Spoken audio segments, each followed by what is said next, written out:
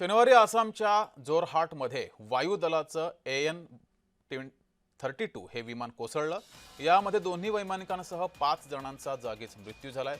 या अपघाताची काही दृश्य ही समोर आलेली आहेत। या अपघातामध्ये squadron leader Prashant Singh, flight lieutenant Shubham Kumar, sergeant Jitendra Sharma, Agniveer Khemaram Kumawat आणि अग्निवीर दानिश आलम यांचा मृत्यू झालाय। तर दृश्य आपण पाहतोय। अपघातामध्ये हा अपघात झाला आणि या अपघातामध्ये 5 जवान शहीद झाले। भारतीय वायुदलाचं विमान अचानक कोसळलं आणि त्यानंतर आसामच्या जोरहाटमध्ये हा अपघात झाला। या अपघाताची ही दृश्य समोर आली आहेत।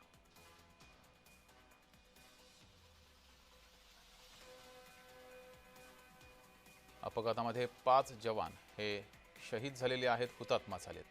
आसामच्या जोरहाटमध्ये हा अपघात झाला। भारतीय वायुदलाचं हे विमान होतं। अचानक हे विमान कोसळलं आणि या अपघातात 5 जवान हे हुतात्मा झालेले आहेत, शहीद झालेत। तर या अपघाताची ही सर्व दृश्य समोर आली आहेत। ज्यावेळेस हा अपघात झाला त्या वेळेसची सुद्धा दृश्य समोर आली।